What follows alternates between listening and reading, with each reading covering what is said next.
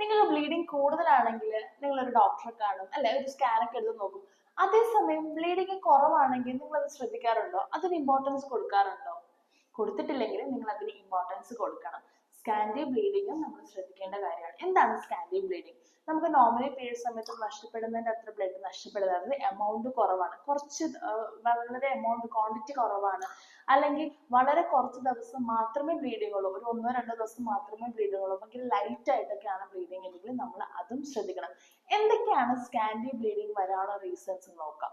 First നമ്മുടെ early menopause നേരത്തെ ആവുന്ന സിറ്റുവേഷനിൽ സ്കാൻഡി ബ്ലീഡിങ് വരാറുണ്ട്. ഒബിസിറ്റി ഉള്ളവർക്ക് സ്കാൻഡി ബ്ലീഡിങ് വരാറുണ്ട്. എന്തെങ്കിലും സ്ട്രെസ് ടെൻഷനൊക്കെ ഉണ്ടെങ്കിൽ സ്കാൻഡി ബ്ലീഡിങ് വരാറുണ്ട്. നമ്മുടെ ബോഡിയിൽ പ്രൊലാക്റ്റിൻ കൂടുതലാണെങ്കിൽ, ഹൈപ്പർ പ്രൊലാക്റ്റിനിമ ഉള്ള പേഷ്യൻസിൽ സ്കാൻഡി ബ്ലീഡിങ് കാണാറുണ്ട്. പിന്നെ മേജർ 2 കാര്യങ്ങളാണ് കൂടുതലും കാണുന്നത്, PCOD, തൈറോയ്ഡ്. ഇതുള്ളവർക്കും സ്കാൻഡി ബ്ലീഡിങ് കാണാറുണ്ട്. സോ നിങ്ങൾക്ക് സ്കാൻഡി ബ്ലീഡിങ് ഉണ്ട്, നിങ്ങൾ നോർമലി വരുന്ന ഓരോ മാസവും വരുന്നതിന്റെ ബ്ലഡ് ഫ്ലോയുടെ അത്രയല്ല, ബ്ലഡ് ഫ്ലോയിൽ ഡിഫറൻസ് ഉണ്ടെങ്കിലും നിങ്ങൾ ഒരു ഡോക്ടറെ കാണേണ്ടത് അത്യാവശ്യമാണ്. Thank you.